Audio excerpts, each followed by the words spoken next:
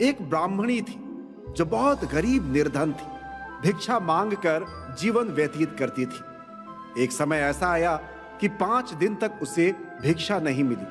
वो प्रतिदिन पानी पीकर भगवान का नाम लेकर सो जाती थी। 6वें दिन उसे भिक्षा में 2 मुट्ठी चने मिले। कुटिया तक पहुंचते पहुंचते रात हो गई। ब्राह्मणी ने सोचा, अब ये चने रात में नहीं खाऊंगी, सुबह भगवान को भोग लगाकर फिर खाऊंगी। ये सोचकर ब्राह्मणी ने चनों को कपड़े में बांधकर रख दिया और वासुदेव का नाम जपते जपते सो गए। लेकिन कुछ समय बाद कुछ चोर चोरी करने के लिए उसी कुटिया में आ गए। चोरों ने इधर उधर बहुत ढूंढा, लेकिन उनको कुछ नहीं मिला। लेकिन वे चनों की बंधी पोटली चुरा कर ले गए, क्योंकि उनको उस पोटली में सोने के सिक्के लगे। ब्राह्मणी जाग गई और शोर मचाने लगी। गांव के सारे लोग चोरों को पकड़ने के लिए दौड़े। चोर वे पोटली लेकर भागे। पकड़े जाने के डर से सारे चोर संदीपन मुनि के आश्रम में छिप गए, जहां भगवान श्री कृष्ण और सुदामा शिक्षा ग्रहण कर रहे थे। कुछ समय बाद चोर उस आश्रम से भी भाग गए, लेकिन वे चनों की पोटली वहीं पर भूल गए। इधर भूख से व्याकुल ब्राह्मणी ने शाप दे दिया कि मुझ दीनहीन असहारा के जो भी चने खाएगा वो दरिद्र हो जाएगा। प्रातःकाल गुरु माता आश्रम में झाड़ू लगाने लगी और उन्हें वही चने की पोटली मिली। गुरु माता ने पोटली खोल के देखा तो उसमें चने थे। गुरु माता ने वो चने वाली पोटली उठाकर पानी की मटकी के पास रख दिया और आश्रम के अन्य कामों में लग गई और चने की पोटली के बारे में भूल गई। बालक सुदामा गुरु माँ के पास आकर बोले कि वे और उनके परम मित्र श्री कृष्ण वन में लकड़ी लाने जा रहे हैं, किंतु रास्ता बहुत लंबा है।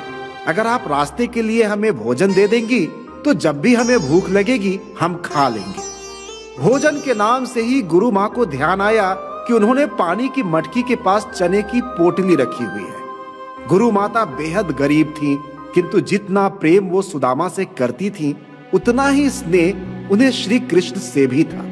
तो गुरु माता ने वो चने की पोटली सुदामा को दे दी और कहा कि बेटा, भूख लगे तो तुम और श्री कृष्ण मिल बांटकर खा लेना।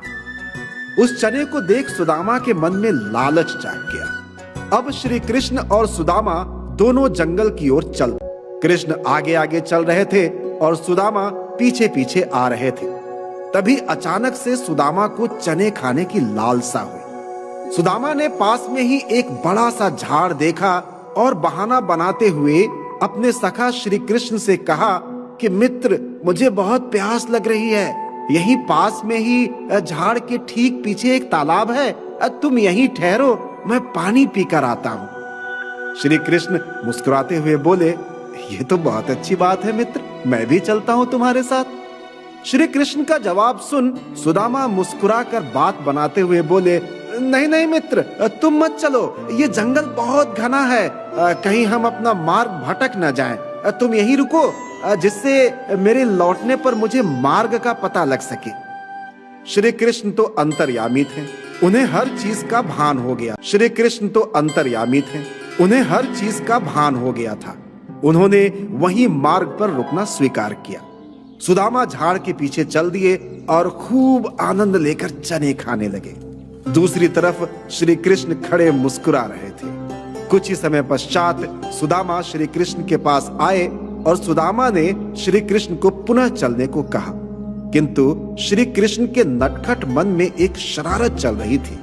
उन्होंने मुस्कुराते हुए कहा कि मित्र, मुझे भी प्यास लग रही है, अब तुम यहाँ ठहरो, मैं पानी पी कर आता हूँ। श्री कृष्ण अंतर्यामी थे, उन्हें सुदामा की इस भूल का भान हो गया था। श्री कृष्ण झाड़ के पीछे गए और उन्होंने तुरंत एक मगरमच्छ का रूप धारण कर लिया और तुरंत सुदामा के सामने आ पहुंचे। सुदामा मगरमच्छ को देखकर बहुत भयभीत हो गए। मगरमच्छ ने धीमे स्वर में कहा, आप घबराइए मत बालक सुदामा, मैं आपको हानि पहुंचाने नहीं आया हूं। बालक सुदामा डरते डरते उस मगरमच्छ रूपी श्री कृष्ण से बोले कि अगर मुझे हानि पहुंचाने नहीं आए हो तो फिर यहाँ आने का तुम्हारा तात्पर्य क्या है। इस पर मगरमच्छ रूपी श्री कृष्ण बोले कि बालक, आप वहां झाड़ के पीछे तालाब के तट पर चने खा रहे थे। चने के 1-2 टुकड़े तालाब में आ गिरे जो मैंने खा लिए। मुझे बहुत स्वादिष्ट लगे। क्या मुझे थोड़े और चने मिल सकते हैं? भयभीत सुदामा अब थोड़ा शांत हो गए थे। उन्होंने मगरमच्छ की ओर देखते हुए कहा कि वो चने तो सारे मैं खा गया हूँ। अब तो मेरे पास कुछ भी नहीं है। मगरमच्छ आखिरकार श्री कृष्ण का ही एक रूप थे, इसलिए उन्हें पुनः एक और शरारत सूझी। उन्होंने सुदामा से कहा, तब तो निश्चित ही आपने अपने मित्र को और भी चने दिए होंगे।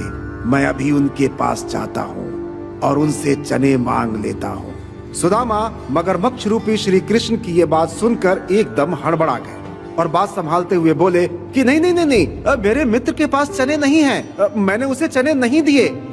श्री कृष्ण को हर एक बात का पहले ही भान था, किंतु उन्होंने सुदामा को अपनी गलती स्वीकारने का एक और अवसर देते हुए कहा कि आपको नहीं लगता कि बिना मित्र को चना बांटे आपको चने नहीं खाने चाहिए थे?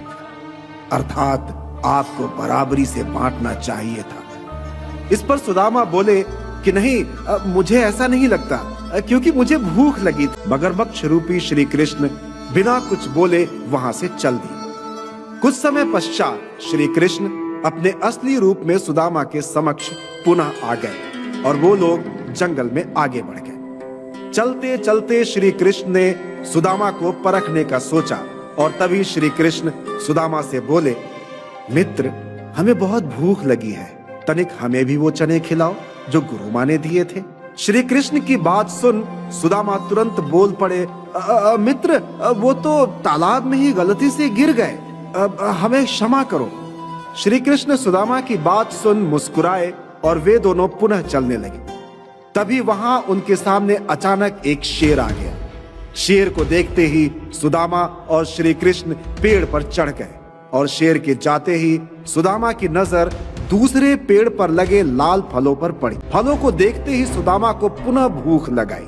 सुदामा ने श्री कृष्ण से कहा कि मित्र, मुझे बेहद भूख लगी है, मैं वो दूसरे पेड़ के फल खाकर आता हूँ। इस बार भी सुदामा ने सिर्फ अपने बारे में ही सोचा और जैसे ही वो नीचे उतरे और दूसरे पेड़ की तरफ बढ़े, वैसे ही शेर पुनः वहां आ गया और सुदामा की तरफ बढ़ने लगा। सुदामा डर से कांपने लगे और खूंखार शेर सुदामा पर जैसे ही हमला करने वाला था, वैसे ही श्री कृष्ण जमीन पर उतरे और उन्होंने अपना पैर जमीन पर रख दिया। श्री कृष्ण को देख शेर उल्टे पांव वहां से लौट गया और सुदामा ने मुस्कुराते हुए श्री कृष्ण को धन्यवाद दिया। श्री कृष्ण सुदामा से बोले कि मित्र, तुम्हें भूख लगी है ना, ये लो। और श्री कृष्ण ने एक पोटली सुदामा के समक्ष कर दी और बोले कि इस पोटली में चने हैं। ये वही चने हैं जो तुमने मुझे खाने को दिए थे। अपने मित्र श्री कृष्ण के हाथ में चने देख सुदामा को सब समझ आ गया और वो दुखी होकर श्री कृष्ण के आगे शर्मसार हो गए और अपनी करनी के लिए उनसे क्षमा मांगी। श्री कृष्ण ने प्रेम पूर्वक सुदामा से कहा कि मित्र, तुमने अपनी भूल स्वीकारी, मेरे लिए इतना ही बहुत है। परंतु श्री कृष्ण को भान था कि बुढ़िया माई का श्राप सुदामा को लग चुका है और सुदामा की दरिद्रता मैं सही समय आने पर ही दूर कर पाऊंगा।